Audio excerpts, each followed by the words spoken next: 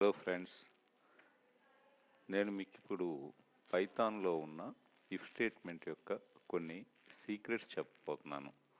That means secrets of if.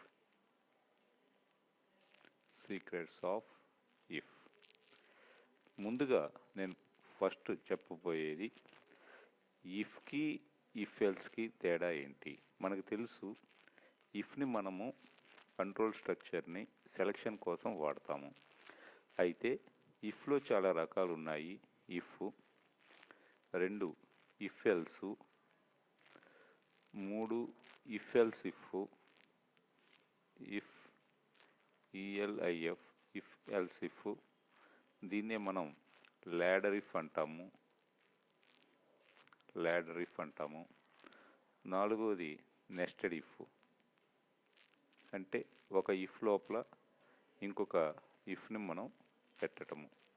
నేను first చెప్పబోయేది ఏంటి అంటే ఇఫ్కి ఇఫ్ ఎల్స్కి మధ్య ఉన్న డిఫరెన్స్ ఏంటి.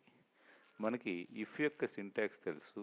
If condition, right, statement 1 and these are the next statements. అంటే ఈ కండిషన్ వాల్యూ గనక ట్రూ అయితే ఈ స్టేట్మెంట్ 1 ఎగ్జిక్యూట్ అవుద్ది. లేకపోతే ఈ కండిషన్ వాల్యూ గనక ఫాల్స్ అయినట్లయితే ఈ స్టేట్మెంట్ ఎగ్జిక్యూట్ అవ్వకుండా కంట్రోల్ డైరెక్ట్గా నెక్స్ట్ స్టేట్మెంట్కి వెళ్తుంది. అంటే ఇక్కడ ఇఫ్ మనకేం చెప్తుంది అంటే, యాక్చువల్గా మనం ఇఫ్ని సెలక్షన్ కోసం వాడుతున్న జనరల్ ఇఫ్లో మనకి ఆప్షన్స్ అనేవి ఏమీ లేవు. జనరల్ ఇఫ్ మనకేం చెప్తుందంటే do this work or skip this work or skip this, అంతే కదండి. ఈ కండిషన్ ట్రూ అయితే ఈ స్టేట్మెంట్ బ్లాక్ ఎగ్జిక్యూట్ అవుతుంది. కండిషన్ ఫాల్స్ అయితే ఎగ్జిక్యూట్ అవ్వదు. అంటే ఇక్కడ ఉన్నది ఒకే ఒక్క పని. ఆ పనిని చేస్తే చేస్తాము, ట్రూ అయితే, లేకపోతే చెయ్యము. అదే మనం ఇఫ్ ఎల్స్ తీసుకున్నట్లయితే if condition, right, statement 1 else statement 2, ఈ కింద ఉన్నవి నెక్స్ట్ స్టేట్మెంట్స్. ఇలా తీసుకున్నప్పుడు ఇక్కడ కండిషన్ గనక, అంటే ఇక్కడ ఇఫ్ ఎల్స్ మీరు గనక గమనిస్తే యాక్చువల్గా ఇక్కడ మనకి 2 ఆప్షన్స్ ఉన్నాయి. ఒకటి స్టేట్మెంట్ 1, 2 స్టేట్మెంట్ 2. ఈ కండిషన్ గనక ట్రూ అయినట్లయితే మనకి స్టేట్మెంట్ 1 ఎగ్జిక్యూట్ అవుతుంది. అదే ఈ కండిషన్ గనక ఫాల్స్ అయినట్లయితే స్టేట్మెంట్ 2 ఎగ్జిక్యూట్ అవుతుంది. అంటే ఇఫ్ ఎల్స్ మనకేం నేర్పుతుంది అంటే do this one or that one, అంటే చేస్తే ఈ పని చెయ్యి, లేకపోతే వేరే పని చెయ్యి అనేదాన్ని మనకి ఇఫ్ ఎల్స్ నేర్పుతుంది. అంటే కేవలము 2 ఆప్షన్స్ మనకు ఉన్నప్పుడు ఆ 2 ఆప్షన్స్లో నుంచి ఒకటే ఎంచుకోవాలి, రైట్. కేవలం 2 ఆప్షన్స్ ఉన్నాయి. ఈ రెండిట్లో నుంచి ఒకటి మనం సెలెక్ట్ చేసుకోవాలన్నప్పుడు ఇఫ్ ఎల్స్ వాడతాము. ఉన్నది ఒకటే, ఆ పని చెయ్యాలా వద్దా అన్నప్పుడు మనం ఇఫ్ వాడతాము. ఇక 3వది మనం ఇఫ్ ఎల్స్ ఇఫ్కి వస్తే ఇఫ్ అది కండిషన్, స్టేట్మెంట్ 1, ఇది ఎల్స్ ఇఫ్లో మళ్ళీ కండిషన్, స్టేట్మెంట్ 2, మళ్ళీ ఎల్స్ ఇఫ్లో condition, statement 3 and so on, ఇలా వెళ్తూ ఉంటుంది. ఇక్కడ మనకి అర్థమయ్యేది ఏంటి అంటే అసలు ఇఫ్ ఎల్స్ ఇఫ్ ఎప్పుడు వాడతాము అంటే మన దగ్గర చాలా ఆప్షన్స్ ఉన్నాయి. 1 కాదు, 2 కాదు, 2 కన్నా ఎక్కువ, మోర్ దాన్ 2 ఆప్షన్స్, ఉన్నాయి. ఈ మోర్ దాన్ 2 ఆప్షన్స్ ఉంటే ఇందులో నుంచి ఒకటి సెలెక్ట్ చేసుకోవాలి వచ్చినప్పుడు మనం ఇఫ్ ఎల్స్ వాడతాము. ఇఫ్లో అయితే మనకి మోర్ దాన్ 2 ఆప్షన్స్ లేవు, కేవలము ఒకే ఒక ఆప్షన్ ఉంది, ఆ పని చేయటమా లేదా అంటే ఇక్కడ ఆప్షన్సే లేవు. ఇఫ్ ఎల్స్లో అయితే రెండు ఆప్షన్స్ ఉన్నాయి, ఈ రెండిట్లో ఒకటి చేయటము అంటే ఇక్కడ ఎగ్జాక్ట్లీ టూ ఆప్షన్స్. అదే ఇఫ్ ఎల్స్లో అయితే మోర్ దాన్ టూ ఆప్షన్స్ ఉన్నాయి, వాటిలో ఒకటి పెర్ఫామ్ చేయటము. ఇక్కడ మనం గమనించాల్సింది ఏంటి అంటే ఈ ఇఫ్ ఎల్స్లో ఈ ఎల్స్ ఇఫ్ ఎప్పుడు కూడా పైన ఉన్న ఇఫ్కి అటాచ్ అయి ఉంటుంది. That means it is attached to immediately predecessor if, right. అలాగే ఈ ఎల్స్ ఇఫ్ దానిపైన ఉన్న ఇఫ్కి అటాచ్ అయ్యి ఉంటుంది. ఇఫ్ ఎల్స్ ఇఫ్లో మీకు ఎన్ని ఆప్షన్స్ ఉన్నా ఓన్లీ వన్, ఒక ఆప్షన్ మాత్రమే ఎగ్జిక్యూట్ అవుతుంది. Only one option will be executed in if else if, right. ఇది మెయిన్గా ఇఫ్కి, ఇఫ్ ఎల్స్కి, ఇఫ్ ఎల్స్ ఇఫ్కి ఉన్న డిఫరెన్సు. మరి వీటన్నిటికీ నెస్టెడ్ ఇఫ్కి ఉన్న డిఫరెన్స్ ఏంటి అంటే నెస్టెడ్ ఇఫ్లో మనం ఒక ఇఫ్లో ఇంకో ఇఫ్ పెట్టచ్చు. అంటే ఇఫ్ కండిషన్ మళ్ళీ దాని కింద స్టేట్మెంట్స్ ఉండొచ్చు, లేకపోతే ఇఫ్ మళ్ళీ కండిషన్ దాని కింద మళ్ళీ స్టేట్మెంట్స్ ఉండొచ్చు, లేకపోతే ఇఫ్ ఉండొచ్చు, if condition and like that ఇలా రాసుకుంటా వెళ్ళొచ్చు. ఇక్కడ స్టేట్మెంట్ బ్లాక్ ఉండొచ్చు, ఇక్కడ కూడా ఈ మధ్యలో కూడా స్టేట్మెంట్స్ ఉండొచ్చు, ఈ మధ్యలో కూడా స్టేట్మెంట్స్ ఉండొచ్చు. అయితే మనం నెస్టెడ్ ఇఫ్ వాడేటప్పుడు మనకి ఉండే ఒక అడ్వాంటేజ్ ఏంటి అంటే మనం కేవలము ఒక స్టేట్మెంట్ బ్లాక్నే కాకుండా ఒకదాన్ని లేకపోతే రెండో దాన్ని, అంటే మనకి ఎన్ని స్టేట్మెంట్ బ్లాక్స్ కావాలో ఇది స్టేట్మెంట్ బ్లాక్ 1, ఇది స్టేట్మెంట్ బ్లాక్ 2, ఎన్ని స్టేట్మెంట్స్ బ్లాక్స్ కావాలి అంటే అన్ని స్టేట్మెంట్ బ్లాక్స్ని మనం ఎగ్జిక్యూట్ చేసుకోవచ్చు. నేను దీనికి ఎస్పెషల్లీ ఈ నెస్టెడ్ ఇఫ్ కోసం నేను ఆన్లైన్లో మీకు ఒక పైథాన్ ప్రోగ్రామ్ని ఎగ్జిక్యూట్ చేసి చూపిద్దాం అనుకుంటున్నాను. నేను ఇక్కడ ఏదో ఒక అమౌంట్ వాల్యూని తీసుకుంటాను. ఆ అమౌంట్ వాల్యూ 500 కన్నా ఎక్కువ లేకపోతే 500 కన్నా తక్కువ అనేదాన్ని నేను ఎగ్జిక్యూట్ చేసి చూపిస్తాను. నేను ఆన్లైన్ కంపైలర్ని బిగిన్ చేశాను, మీరు గమనించండి, రైట్. ఇక్కడ నేను మొట్టమొదటిగా ఒక కామెంట్ లైన్ రాస్తున్నాను, ఎగ్జాంపుల్ ఫర్ నెస్టెడ్ ఇఫ్ అని నేను రాస్తున్నాను. ఇక్కడ నేను అమౌంట్ అనేదాన్ని ఒక వేరియబుల్ తీసుకున్నాను, దాన్ని 500కి ఇనీషియలైజ్ చేస్తున్నాను. ఇక్కడ ఇఫ్ రైట్ అమౌంట్ దీన్ని 500 కాకుండా 100కి నేను ఇనిషియలైజ్ చేస్తాను. ఇఫ్ అమౌంట్ లెస్ దాన్ 500 అయితే ఏం చేయాలి, మళ్ళీ దాని కింద ఇంకో ఇఫ్ రాస్తున్నాను. ఇఫ్ అమౌంట్ లెస్ దాన్ 400, ఇది ఇంకో కండిషన్. ఈ సెకండ్ ఇఫ్ యాక్చువల్గా పైన ఉన్న ఇఫ్లో ఉంది. అలాగే ఇఫ్ మళ్ళీ అమౌంట్ లెస్ దాన్ 300, రైట్. ఈ 300 లెస్ దాన్ 300 అనే ఇఫ్ పైన ఉన్న 400 ఇఫ్లో ఉంది. అలాగే దాని కింద ఇఫ్ అమౌంట్ లెస్ దాన్ 200, ఈ లెస్ దాన్ 200 అనే ఇఫ్ ఆ పైన ఉన్న లెస్ దాన్ 300 ఇఫ్లో ఉంది. ఇక్కడ నేను లెస్ దాన్ 200 అయితే ప్రింట్ యు ఆర్ టేకెన్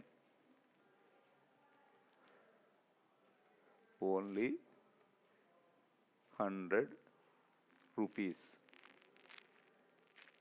అని రాస్తున్నాను. ఇక్కడ నేను ఇంకేం రాయట్లేదు, మీరు ఒక్కసారి గమనించండి. ఈ 200 అన్న ఇఫ్ పైన 300 ఇఫ్లో ఉంది. ఈ అమౌంట్ లెస్ దాన్ 300 అన్న ఇఫ్ 400 ఇఫ్లో నెక్స్ట్ అయి ఉంది. ఈ అమౌంట్ లెస్ దాన్ 400 అన్న ఇఫ్ అమౌంట్ లెస్ దాన్ 500 ఇఫ్లో ఉంది, రైట్. నేను దీన్ని ఒకసారి మీకోసం రన్ చేస్తాను. చూడండి ఫ్రెండ్స్, మనం రన్ చేసినప్పుడు మనం తీసుకుంది ఎలాగో 100 రూపీస్ కాబట్టి అది 100 రూపీస్ అనే చెప్పింది. ఇక్కడ మనకు కావాల్సింది 100 లెస్ దాన్ 500 ట్రూ కాబట్టి కింద ఇఫ్కి వచ్చింది. 100 లెస్ దాన్ 400 ట్రూ కాబట్టి కింద ఇఫ్కి వచ్చింది. ఇక్కడికి వచ్చి చెక్ చేస్తే ఇక్కడ కూడా 100 లెస్ దాన్ 300 కాబట్టి ఇక్కడికి వచ్చింది. ఇక్కడ కూడా ఇఫ్ 100 లెస్ దాన్ 200 కాబట్టి ఇది ప్రింట్ చేసింది. ఇక్కడ కావాలి అంటే నేను ఒక ప్రోగ్రామ్ బ్లాక్ని వ్రాసి నేను మీకు చూపిస్తున్నాను. ఈ అమౌంట్ని నేను ఒకసారి దీన్ని ఇలా తీసుకుంటాను. Print we're under first if, మనం ఫస్ట్ ఇఫ్ కింద ఉన్నాము అని రాస్తున్నాను. రాస్తూ ప్రింట్ ఇక్కడ ఒకటి చిన్నది రాస్తున్నాను. Given amount less than 500, given amount less than 500 ఉంది అని రాస్తున్నాను. ఇక్కడ నేను ఈ 100ని అలాగే ఉంచాను. మళ్ళీ ఒకసారి ఎగ్జిక్యూట్ చేస్తున్నాను. చూడండి, మనం ఫస్ట్ ఇఫ్ లోపల ఉన్నాము మరియు గివెన్ అమౌంట్ లెస్ దాన్ 500, ఇది కూడా ట్రూ. ఎందుకంటే ట్రూ దాని కింద ఈ ఫస్ట్ ఇఫ్ కింద 2 స్టేట్మెంట్స్, మొత్తం 3 స్టేట్మెంట్స్ ఉన్నాయి, 2 ప్రింట్లు. మూడోది ఇఫ్ అమౌంట్ లెస్ దాన్ 400 అనే నెక్స్ట్ అయిన అందులో పై దాంట్లో ఒక సబ్ పార్ట్గా ఉన్న ఇంకొక ఇఫ్. కాబట్టి ఇది కూడా ట్రూ, ఇక్కడికి వచ్చింది. ఇది కూడా ట్రూ, ఇక్కడికి వచ్చింది. ఇది కూడా ప్రింట్ అయింది. నేను మీకు ఇంకా క్లియర్గా తెలియటానికి దీని కింద ఇంకొక 2 స్టేట్మెంట్స్ రాస్తున్నాను. Print we're under second if, మనం సెకండ్ ఇఫ్లో ఉన్నాము, right. Print amount given amount less than 400. ఇప్పుడు మీరు కనుక జాగ్రత్తగా పరిశీలించినట్లయితే అమౌంట్ లెస్ దాన్ 100 ఉంది కాబట్టి, అమౌంట్ 100 తీసుకున్నాం కాబట్టి ఇది ట్రూ కాబట్టి ఇది ఎగ్జిక్యూట్ అవుతుంది. We're under first if execute అవుతుంది. అమౌంట్ లెస్ దాన్ 500 కూడా ఎగ్జిక్యూట్ అవుతుంది. అలాగే అమౌంట్ లెస్ దాన్ 400 కాబట్టి ఇది కూడా ఎగ్జిక్యూట్ అవుతుంది. నేను ఒకసారి రన్ చేసి చూపిస్తాను. We're under the second if అని ప్రింట్ అవుతుంది. Given amount is less than 400 అని కూడా ప్రింట్ అవుతుంది. ఒక్కసారి గమనించండి. చూసారా, first if less than 500, second if less than 400, అలాగే దానికన్నా కిందకు వస్తే ప్రింటింగ్ స్టేట్మెంట్లు ఏమీ లేకపోయినా, రైట్. ఇక్కడ లెస్ దాన్ 300 లేదు, 200. ఇక్కడ కూడా నేను రాస్తాను. చూడండి, అంటే మనకేం అర్థమైంది, నెస్టెడ్ ఇఫ్ మూలన కేవలము సెలక్షన్లో ఒకదాన్నే కాకుండా మనకు కావలసిన ఎన్ని బ్లాక్స్ కావాలంటే అన్ని బ్లాక్స్ను కూడా మనం ఎగ్జిక్యూట్ చేసుకోవచ్చు. ఇక్కడ మళ్ళీ రాస్తున్నాను. Print we are